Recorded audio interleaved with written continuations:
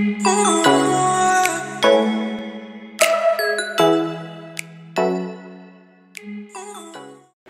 Guys, welcome back to my YouTube channel. आज मैं वापस एक लर्निंग की वीडियो लेकर आया हूँ जो कि ये बिगनर्स के लिए है। इसमें कुछ मैंने इम्पॉर्टेंट टर्म्स बताए हैं जो कि स्टॉक मार्केट में एंटर करने के पहले जानना चाहिए, बहुत ज़रूरी है। ये पूरा वीडियो एक बिगनर्स के लिए जिसको मार्केट का ABCD तक नहीं आता। ओके, आइए जानते हैं क्या है वो। जैसा कि आप देख रहे होंगे ऑन स्क्रीन पे, most important terminology used in stock market. Stock market में ऐसे कौन कौन से टर्म हैं जो कि बहुत इम्पॉर्टेंट है, ऐसे करके मैंने 15 पॉइंट्स निकाला है एंड ये 15 पॉइंट्स मैं आपको बताऊंगा ये क्या क्या है। फर्स्ट पॉइंट, जैसा कि आप देख रहे हैं, shares. A shares is a part of ownership of company. This represent a claim in the company's assets and earning. कहने का ये मतलब है, बेसिकली शेयर्स एक कंपनी के ओनरशिप्स का हिस्सा होता है और ये कंपनी की एसेट्स एंड अर्निंग में क्लेम को रिप्रेजेंट करता है। एंड डिफरेंट मार्केट फैक्टर के हिसाब से कभी शेयर्स की प्राइस ऊपर होती है, कभी डाउन होते हैं और ये स्टॉक एक्सचेंज में एक्सचेंज किए जा सकते हैं। अगर हम ज़्यादा शेयर्स एक्वायर करते हैं किसी भी कंपनी का, उसी हिसाब से कंपनी में हमारी ओनरशिप भी रहती है। ओके, अभी सेकंड पॉइंट पे चलते हैं। सेकंड पॉइंट है shareholder. A shareholder also refers to a stockholder is a person, company or institutions that owns at least one shares of a company's stocks, known as equity. Because shareholder essentially own the company, they reap the benefits of business success. आते जानते हैं share holders क्या होता है। तो कोई individual, institutions या corporation जो लीगली एक या एक से ज़्यादा किसी भी कंपनी के शेयर्स को ओन करता है, उसे हम शेयर होल्डर बोलते हैं। और इनकी ओनरशिप कंपनी में स्टेक के हिसाब से होती है। ओके, क्लियर हो गया होगा शेयर होल्डर किसको बोलते हैं। अभी तीसरे पे चलते हैं। तीसरा पॉइंट हमारा है portfolio. A portfolio is a collection of financial investments like stock, bonds, commodities, cash, and cash equivalents, including closed-end fund and exchange trade fund (ETF). People generally believe that stocks, bonds, and cash comprise the core of a portfolio. इसका कहने का क्या मतलब है कि एक stock portfolio आपके द्वारा होल्ड किए गए जितने भी शेयर्स हैं उसको एक ग्रुप इन करता है। हमारे पास कितने शेयर्स है और कितने क्वांटिटी में है, ये सब हमें एक पोर्टफोलियो शो करता है, बताता है। और ये ज़रूरी है कि हम एक अच्छे पोर्टफोलियो तैयार करें जिसमें हम रिस्क और प्रॉफिट को मेंटेन कर सके। ओके, अभी पोर्टफोलियो भी क्लियर हो गई होगी। फोर्थ पॉइंट पर चलते हैं। फोर्थ पॉइंट है primary market. Okay, the primary market is where securities are created. It's in this market that firms sell new stocks and bonds to the public for the first time. An initial public offering or IPO is an example of primary market. इसको कहने सबसे पहले मैं एक चीज़ जानता हूँ, इसको NIMB कहते हैं, new issue market. And primary market वो मार्केट है जहाँ न्यू शेयर्स इशू किए जाते हैं और वहीं पब्लिक सीधा कंपनी से शेयर्स परचेज करती है और इसके बदले में कंपनी लाइक शेयर्स बेचती है तो उनको डायरेक्टली पैसा मिलता है इन्वेस्टर से। सो इसके बीच में जैसे आप ये डायग्राम देख रहे होंगे, primary market, company and investment. So कहने का मतलब ये है प्राइमरी मार्केट में कि कंपनी डायरेक्ट अपने शेयर्स इन्वेस्टर्स को बेचती है। ओके, डायरेक्ट किसके थ्रू? आईपीओ के थ्रू। ओके, सो अभी 5th पॉइंट पे चलते हैं जो कि हमारा है IPO. IPO initial public offering. So IPO क्या है? An initial public offering. IPO refers to the process of offering shares to of a private corporation to the public in a new stock issuance. So IPO का ये मतलब है कि जो private companies होते हैं जो कि अभी मार्केट में लिस्ट मार्केट में एंटर नहीं किए, मार्केट में लिस्ट नहीं हुए होते हैं, अपने स्टॉक को इशू नहीं किए होते हैं, वो आईपीओ के थ्रू अपने स्टॉक को इशू करते हैं मार्केट में। Okay, IPOs provides company with an opportunity to obtain capital by offering shares through the primary market. Okay, so ये किसके थ्रू करते हैं? ये प्राइमरी मार्केट के थ्रू करते हैं। दैट दे ऑफरिंग वो ऑफ़र करते हैं अपने शेयर्स को कैपिटल ऑब्टेन करने के लिए। अगर मैं एक कंपनी चलाता हूँ, ओके, सो मैं अपने कंपनी का शेयर्स ऑफ़र करूँगा पब्लिक को कि वो ख़रीदे, एंड वो अगर ख़रीदते हैं उससे क्या होगा? मेरे को प्रॉफिट होगा, कैपिटल जनरेट होगा। Okay, and 3rd point, N IPO can be seen an exit strategy for the company's founder and early investors realizing the full profit from their private investment. So इसका कहने का मतलब है एक company थी जो कि पहले प्राइवेट थी, ओके, जो कि वो लिस्ट नहीं हुई थी, वो प्राइवेट कंपनी के तौर पे चल रही थी, एंड उसमें कोई एक फाउंडर होगा एंड कुछ इन्वेस्टर्स होंगे। सो उनका भी कुछ कॉन्ट्रैक्ट हुआ होगा, कितने टाइम तक वो इन्वेस्टर्स रहेंगे, क्या प्रॉफिट रेशियो रहेगा, सब चीज़। तो अब क्या है कि उनका कॉन्ट्रैक्ट ओवर होने वाला होगा, ओके, या उनको उस कंपनी से प्रॉफिट मिल चुका होगा जितना मिलना था। सो अब वो चाहेंगे कंपनी से एग्ज़िट लेना। सो कंपनी चलाने के लिए कोई न्यू इन्वेस्टर लगेगा, और अगर फाउंडर भी चाहेगा कंपनी को छोड़ना तो कोई नया जन चाहिए जो कंपनी चलाए। सो इसके बेसिस में क्या करते हैं कि कंपनी को चलाने के लिए आईपीओ लिस्ट करवाया जाता है, एंड आईपीओ लिस्ट होता है जब, सो डायरेक्टली मार्केट में वो लिस्ट नहीं होगा, पहले वो प्राइमरी मार्केट में लिस्ट होगा। ओके, प्राइमरी मार्केट में लिस्ट होने के कारण हमें एक क्या बोलते हैं उसे, हमें एक सर्टेन अमाउंट बताया जाता है कि ये आईपीओ इस दिन और इसका एक प्राइस फिक्स है, उस प्राइस पे लिस्ट होगा। सो हम लोग उसके लिए अप्लाई करते हैं। सो हम लोग जब अप्लाई करते हैं, हम लोग स्टॉक मार्केट से उसको नहीं ख़रीदते, बिकॉज स्टॉक मार्केट में वो लिस्ट ही नहीं हुआ अभी तक। सो हम लोग डायरेक्ट कंपनी से उसके शेयर्स को लेते हैं, और इफ़ हमें वो अलॉट हो जाता है, कब वो अलॉट होता है? जब आईपीओ की डेट आ जाती है एंड अलॉटमेंट आ जाती है, उसके बाद वो स्टॉक मार्केट में लिस्ट होता है। ओके, एंड उसके बाद स्टॉक मार्केट से हमें हमने जो भी अलॉटमेंट लिया होगा, एक लॉट, 2 लॉट, और एक लॉट में जितने भी शेयर्स होंगे, 14 शेयर्स, 17 शेयर्स, सो वो हमें उस दिन अलॉट होते हैं। ओके, सो आईपीओ का कंसेप्ट भी आपको क्लियर हो गया होगा।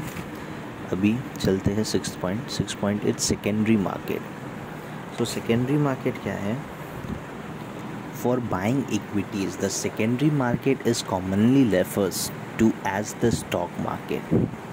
मैंने बताया था जैसे कि प्राइमरी मार्केट है, प्राइमरी मार्केट में कंपनी ओके डायरेक्ट अपने शेयर सेल्स करती है इन्वेस्टर को, ओके, वो आईपीओ के थ्रू हो या जो भी हो, बट आईपीओ एक बार लिस्ट जब हो जाती है स्टॉक मार्केट में, तब उसको बोलते सेकेंडरी मार्केट, जहाँ डायरेक्ट इन्वेस्टर से बाय करता है, इन्वेस्टर को सेल करता है। ओके, सो अभी हम पढ़ते हैं, हम लोग को ईजिली समझ में आएगा। This includes the New York stock exchange, Nasdaq and all major exchange around the world. The defining characteristics of the secondary market is that investors trade among themselves. Okay. Second point, in the secondary market, investors trade previously issued security without the issuing company's involvement.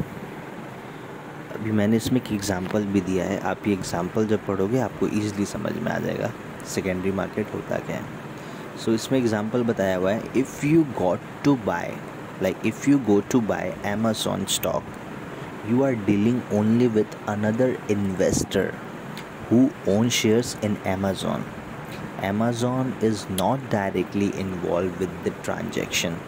तो secondary market में क्या होता है, if हम Amazon का stock ख़रीदने जाते हैं, ठीक है, तो हम लोग डायरेक्ट अमेज़न से नहीं खरीदते, पहले कोई अमेज़न का स्टॉक ख़रीदा होगा, उनके पास कुछ शेयर्स होंगे उस कंपनी के, हम लोग डायरेक्ट इन्वेस्टर से ही खरीदते हैं। लाइक अगर वो बेचना चाहेगा और हम ख़रीदना चाहते हैं तब हम ख़रीद पाएंगे। ओके, सो कंसेप्ट क्लियर हो गया होगा आपको सेकेंडरी मार्केट होता क्या है।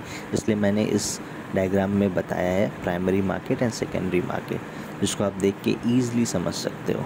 ओके, सो अभी 7th पॉइंट पे चलते हैं, जो कि है intraday. Okay, intraday. So intraday क्या होता है एक बार पढ़ लेते हैं। Intraday trading means buying and selling stock on the same day. Intraday trading is also known as day trading. Share price keep fluctuating throughout the day, and intraday traders try to draw profits from this price movement by and selling shares during the same trading day. Intraday trading refers to buy and selling of stocks on the same day before the market close. सो ये क्या कहना चाहता है कि intraday क्या होता है कि लाइक कोई भी स्टॉक हम जिस दिन ख़रीद रहे हैं उसी दिन अगर हम उसको सेल कर देते हैं तो उसको हम इंट्राडे बोलते हैं। एंड इंट्राडे ट्रेडिंग ऑल्सो उसको बताया जाता है डे ट्रेडिंग, बिकॉज हम उसको जिस दिन ले रहे हैं उसी दिन बेच रहे हैं, उसके बेसिस पे इसको डे ट्रेडिंग कहा जाता है। एंड इंट्राडे जो ट्रेडर्स होते हैं वो क्या करते हैं, शेयर्स का प्राइस जब फ्लक्चुएट होता है, लाइक अभी मार्केट खुला, मार्केट ऊपर गया नीचे आया, ऊपर गया नीचे आया, सो ये ऊपर नीचे में इंट्राडे ट्रेडर्स ट्रेड करते हैं एंड इसी से वो बाइंग सेलिंग करके प्रॉफिट कमाते हैं। ओके,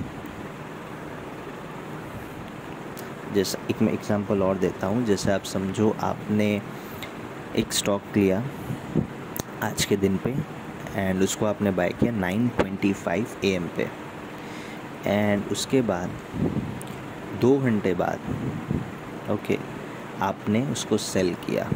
आपने बाय किया था 100 रुपीज़ में एंड आपने सेल किया 120 रुपीज़ में। सो आपको 20 रुपीज़ का प्रॉफिट हुआ। बट हुआ क्या, आपने जिस दिन लिया था उसी दिन आपने सेल किया, सो उसको ही हम लोग इंट्राडे बोलते हैं। ओके, अभी चलते हैं 8 पॉइंट पे। सो 8 पॉइंट क्या है, इट्स डिलीवरी। सो डिलीवरी क्या होता है, in delivery trades the stock you buy are added to your demat account, they remain in your possession until you decide to sell them, which can be in days, weeks, month or years. You enjoy complete ownership of your stock.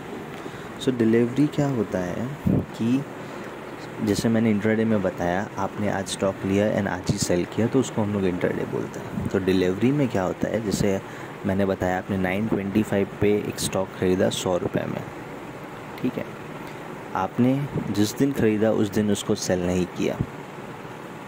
Okay, सो दूसरा दिन हुआ, दूसरा दिन भी market ऊपर जा रहा है या आपको लगेगा और ऊपर जा रहा है तो आपने उसको होल्ड किया। तो सेकेंड डे भी आपने सेल नहीं किया एंड थर्ड डे आपको लगता है कि मुझे सेल कर देना चाहिए, तो थर्ड डे आपने उसको सेल कर दिया। तो हुआ क्या, आपने फर्स्ट डे ख़रीदा, सेकेंड डे होल्ड किया एंड थर्ड डे में सेल किया। सो जब भी कोई स्टॉक हम ख़रीदते हैं एंड उसको एक चाहे होल्ड करे एक दिन के लिए या एक वीक के लिए या 1 मंथ के लिए या 1 ईयर के लिए, उसके बाद जब हम उसे सेल करते हैं तो उसे डिलीवरी ट्रेड्स कहते हैं। जैसा कि मैंने डायग्राम में बताया, intraday buy sell same day, delivery buy sell different day. जिस दिन आप ख़रीद रहे हो उसके डिफरेंट डे पे आप सेल कर रहे हो, और ये मैटर नहीं करता कि वो एक दिन हो या एक वीक हो या एक महीना हो या एक साल हो। ओके, अभी चलते हैं 9 नंबर पॉइंट्स में। It's broker. सो ब्रोकर क्या होता है? A broker is an individual और firm that acts as an intermediate between an investor and a security exchange, because security exchange only accept orders from individuals or firm who are member of the exchange.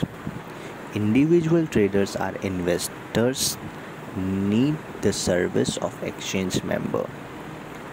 Brokers provide the service and are compensated in various ways, either through commissions, fees or through being paid by exchange itself. So कहने का क्या मतलब है कि जो broker है, जो एक स्टॉक ब्रोकर है, ये कोई एक इंडिविजुअल या ऑर्गेनाइजेशंस हो सकता है जो स्टॉक एक्सचेंज में रजिस्टर्ड मेंबर होता है, और इनके पास लाइसेंस होती है अपने क्लाइंट के बिहाफ पर स्टॉक मार्केट में बाइंग एंड सेलिंग करने की, और इसके बदले में इससे कमीशन मिलता है। ओके, कमीशन मिलता है स्टॉक मार्केट। और स्टॉक मार्केट में एंटर करने से पहले हमें एक डीमेट अकाउंट बनाना पड़ता है, और वो डीमेट अकाउंट ओपन करवाने के लिए हमें हमें ब्रोकर ही वो चीज़ प्रोवाइड करवाता है। सभी मैं बताता हूँ कैसे होता है ये चीज़। ओके, जैसे कि ये ज़ीरोधा है, अपस्टॉक है, एंजल है, ये सब ब्रोकर है। ओके, ब्रोकर इसलिए है क्योंकि ज़ीरोधा के पास बहुत सारे शेयर्स है हर कंपनी के। सो हम लोग जब डीमेट अकाउंट अपना ज़ीरोधा पे खोलते हैं तो हम लोग जब कोई शेयर्स बाय करते हैं, ओके, सो एक ब्रोकर हमें वो शेयर्स बाय करवाता है। जब हम बाय करते हैं तो भी कुछ चार्जेस लगते हैं बाय में। ओके, सो बाय कब होता है? लाइक आपने ख़रीदा, सो ज़रूर उस कंपनी का कोई एक शेयर होल्डर होगा जिसने बेचा होगा, तब वो शेयर आपको मिला होगा। ओके, सो जब उसने बेचा एंड आपने ख़रीदा, तो इसके बीच का बाइंग एंड सेलिंग का जो प्रोसेस है वो कौन करा रहा है? वो ब्रोकर करवा रहा है, जो कि है ज़ीरोधा। सो जब हम लोग बाय करते हैं तब हम लोग से ब्रोकर कुछ कमीशंस लेगा, एंड जो सेल कर रहा है दूसरा पार्टी, उससे ब्रोकर कुछ कमीशन लेगा। सो इस बेसिस पे ब्रोकर पैसा कमाता है, एंड डायरेक्ट एक्सचेंज जो है उससे भी उनको कुछ पैसा मिलता है। तो ब्रोकर का काम यही होता है, और without broker like Zerodha, Upstox, angel, हम लोग कोई शेयर्स खरीद नहीं सकते एंड सेल नहीं कर सकते। ओके, सो ब्रोकर का कॉन्सेप्ट भी क्लियर हो गया होगा आपको। अभी हम लोग चलते हैं dividend. What is dividend? So a dividend is the distribution of some of a company's earning to a class of its shareholder, as determined by the company's board of directors. Common shareholder of dividend paying companies are typically eligible as long as they own the stock before the ex-dividend day. So कहने का क्या मतलब है कि dividend जब भी किसी company जिसमें हमने इन्वेस्ट किया हुआ हो उसको प्रॉफिट होता है, तब कंपनी दो चीज़ करती है। या तो वो कंपनी उस पैसे को रीइन्वेस्ट करना चाहती है, या फिर कंपनी अपने शेयर होल्डर को अपने शेयर होल्डर को उस प्रॉफिट से उसके शेयर प्रपोर्शन के हिसाब से उससे कुछ प्रॉफिट का हिस्सा देती है। ओके, मानिए कि आपके पास कोई स्टॉक है, ओके, कोई कंपनी का स्टॉक है एंड उस कंपनी को प्रॉफिट हुई एंड कंपनी ने डिसाइड किया कि मैं अपने शेयर होल्डर को उनके पास जितने शेयर है उसके प्रपोर्शन के हिसाब से उनको इस प्रॉफिट में से हिस्सा दूंगा। सो उसके बेसिस में कंपनी क्या करती है, जैसे आपके पास 10 शेयर है या जो भी शेयर है, उसके बेसिस पे कंपनी एक प्राइस निकालती है एंड जिस प्रोपोर्शन में आपके पास शेयर होता है उस प्रोपोर्शन पे आपको वो डिविडेंड मिलता है। ओके, सो जैसे कि आप देख सकते हो स्क्रीन पे मैंने यहाँ पे डायग्राम दिया है। कंपनीज प्रॉफिट, जो भी कंपनी की प्रॉफिट हो रही है, पेड पर शेयर ओन, शेयर होल्डर जितने भी शेयर ओन करता है उसके बेसिस पे उसको डिविडेंड प्रोवाइड होता है। ओके, सो अभी चलते हैं 11 नंबर पॉइंट पे, जो कि है बुल मार्केट। सो बुल मार्केट अब क्या होता है? A bull market is the condition of a financial market in which prices are increasing or are expected to rise. The term bull market is most often used to refer to the stock market, but can be applied to anything that is traded, such as bond, real estate, currencies and commodities. तो कहने का क्या मतलब है, bull market होता क्या है? ये एक सेंटीमेंट है। ओके, ये एक सेंटीमेंट बताता है कि मार्केट क्या कर रहा है अभी। जैसे कि आप समझो कोई कंपनी के शेयर्स का प्राइस ऊपर की तरफ जा रहा है, ओके, एंड पब्लिक को अब ये लग रहा है कि ये अभी और ऊपर की तरफ जाएगा। ओके, वो डिनोट कर रहा है, वो आपको कंफर्मेशन दे रहा है कि अभी ये और ऊपर जाएगा। तो जब इस टाइप का कंडीशन आ जाता है एंड मार्केट ऊपर जाती रहती है तो हम उससे बताते हैं बुल मार्केट सेंटिमेंट, कि अभी मार्केट बुल मार्केट है, ऊपर की तरफ भाग रहा है। एंड जब ऐसा होता है तो बाइंग प्रेशर्स मार्केट में बढ़ जाता है। सो बायर्स एंटर करते हैं तो प्राइस अप निकलना ऊपर के साइड निकलना चालू हो जाता है। तो उसी सेंटीमेंट को देख के हम बताते हैं वो बुल मार्केट है। ओके, सो अभी 12 पॉइंट पे चल लेते हैं। सो 12 पॉइंट है beer market. So a beer market is when a market experience prolonged price declines. It typically describes a condition in which securities prices fall 20% or more from recent high, amid widespread pessimism and negative investor sentiment. So कहने का ये मतलब है, first तो मैं आपको ये बता दूँ कि बियर मार्केट बुल मार्केट के एकदम अपोजिट है। ओके, इसमें क्या होता है, ये भी सेंटिमेंट बताता है। जब प्राइस किसी भी शेयर कंपनीज के शेयर का प्राइस जब कॉन्स्टेंटली गिरते चला जाता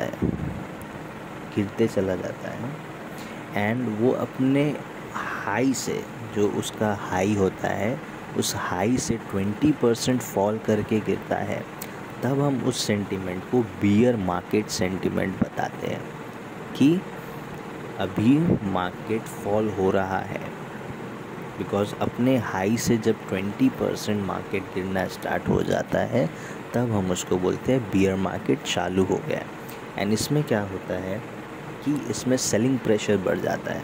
बिकॉज जो लोग इन्वेस्टर होते हैं, ठीक है, वो जनरली देखते हैं मार्केट गिर रहा है, एंड जब उन्हें कंफर्मेशन मिलता है या उनको लगता है कि मार्केट अभी और गिरेगा, तो वो भी सेलिंग करना स्टार्ट कर देते हैं, जिसके कारण मार्केट और तेज़ी से गिरने लग जाती है, क्योंकि सेलिंग सेंटीमेंट बढ़ जाती है, सेलिंग प्रेशर बढ़ जाती है। तो इसी को हम बियर मार्केट कहते हैं। अभी 13 नंबर पॉइंट देख लेते हैं।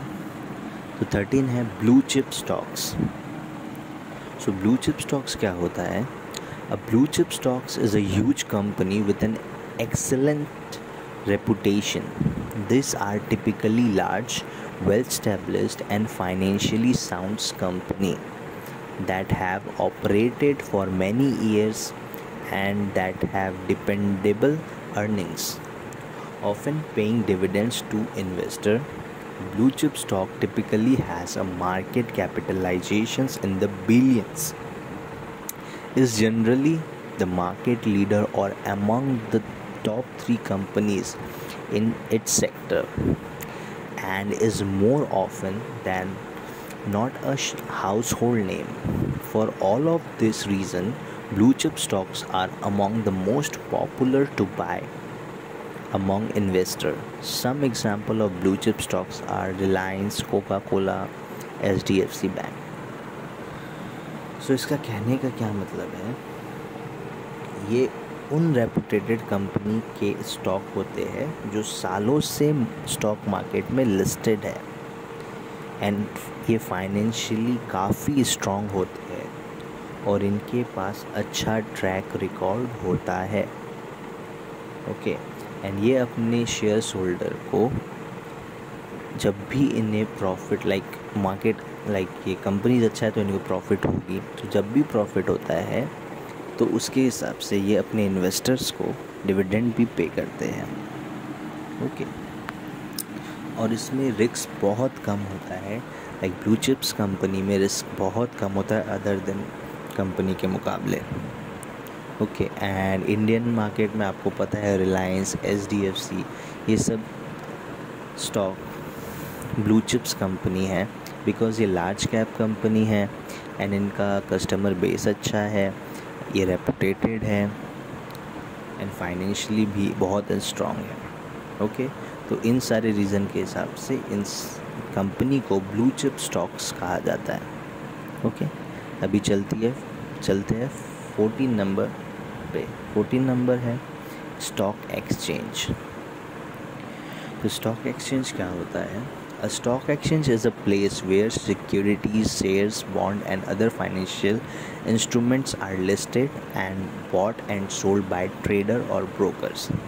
So कहने का ये मतलब है कि स्टॉक एक्सचेंज एक वो जगह है जहाँ shares, bonds and financial instrument जो भी होते हैं लिस्टेड होते हैं, एंड वहाँ सेलिंग एंड बाइंग होता है ट्रेडर्स और ब्रोकर्स के बीच में। ट्रेडर्स बाइंग करते हैं, सेल करते हैं, ब्रोकर्स भी बाइंग करते हैं, सेल करते हैं। Okay, to be able to trade on a stock exchange security must be listed on it. अगर आप स्टॉक एक्सचेंज में ट्रेड करना चाहते हैं, सो वो कंपनी जिस कंपनी पे आप ट्रेड करना चाहते हैं या इन्वेस्ट करना चाहते हैं, सो वो कंपनी स्टॉक मार्केट में स्टॉक एक्सचेंज में लिस्ट होनी चाहिए। Okay, stock exchange helps company to raise fund. और स्टॉक एक्सचेंज करता क्या है मेनली? अगर आप किसी भी कंपनी का शेयर खरीदोगे तो आफ्टर ऑल उस कंपनी को बेनिफिट हो रहा है, तो देखा जाए तो फंड रेज होगी। Okay, therefore the company needs to list themself in the stock exchange. So ये सारी चीज़ होने के पहले उस कंपनी को अपने आप को लिस्ट करना पड़ता है स्टॉक एक्सचेंज में।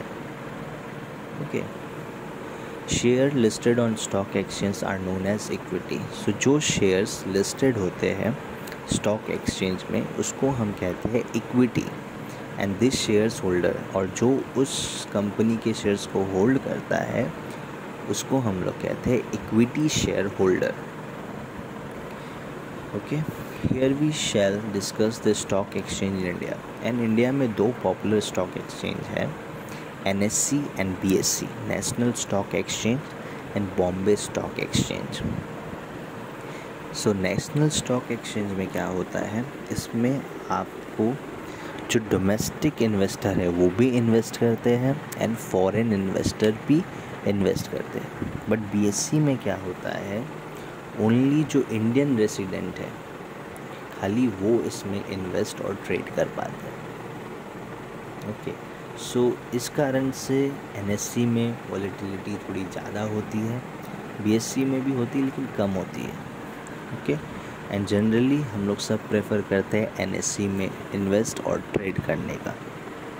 ओके, अभी चलते हैं लास्ट पॉइंट पे जो कि है इंडेक्स। सो इंडेक्स क्या होता है? An index is a method to track the performance of a group of assets in a standardised way. Index typically measures the performance of a basket of security intended to replicate a certain area of the market. So index क्या होता है, जैसे कि stock market में बहुत से company listed है, सो ये पॉसिबल नहीं है कि आप सब पे नज़र रख पाओ कि सब क्या परफॉर्म कर रहा है, किसका प्राइस क्या है नहीं है। सो क्या होता है, हर सेक्टर से जो बेस्ट कंपनीज़ होते हैं उनको सिलेक्ट कर लिया जाता है। ओके, एंड सिलेक्ट करने के बाद उनको ग्रुप इन किया जाता है, एंड ग्रुप इन करने के बाद उन सब में से जो प्राइस निकलता है उसको लेके एक इंडेक्स बनाया जाता है। ओके, एंड उसी इंडेक्स के आधार पे हम लोग देखते हैं कि मार्केट बुल है या बियरिश है, मार्केट सेंटिमेंट क्या है, मार्केट अभी क्या परफॉर्म कर रही है, उस सेक्टर में क्या हो रहा है। सो वो सारे चीज़ हमें इंडेक्स से पता चलते हैं, बिकॉज़ ये पॉसिबल नहीं है कि हम सारे स्टॉक पे एक टाइम पे नज़र दे पाए, इसीलिए इंडेक्स बनाया जाता है कि आप इंडेक्स देख के बता सकते हो। ओके, सो होप आपको सारी पॉइंट्स क्लियर हो। मैंने आपके लिए 15 पॉइंट्स निकाला था। इफ़ आपको लगे कि कुछ पॉइंट्स इसमें छूट गए हैं तो आप प्लीज़ कमेंट करके हमें बता सकते हैं। मैं ऐसी लर्निंग वीडियो आपको देता रहूँगा। मेरा मोटिव यही है कि आप पहले लर्न करो देन अर्न करो। ओके, सो हमारे चैनल को आप सब्सक्राइब करिएगा, सो आप रोज़ एक लर्निंग वीडियो ले पाएंगे एंड देख पाएंगे। और मैं रोज़ निफ्टी एंड बैंक निफ्टी के लेवल्स बताता हूँ, जिससे आप ईज़िली दूसरे दिन ट्रेड करके पैसा कमा सकते हो। ओके, सो आज के लिए बस इतना ही था। एंड ये जानता हूँ मैं, ये पूरी वीडियो बिगनर्स के लिए है, बिकॉज आपको ज़रूरी है सेंटिमेंट जानना, लाइक ऑल टर्म्स जानना मार्केट के। बट ये तो कुछ थोड़े ही है, लेकिन इतना भी जानना बहुत ज़रूरी है मार्केट में एंटर करने से पहले। ओके, सो आज के लिए बस इतना ही। Bye bye.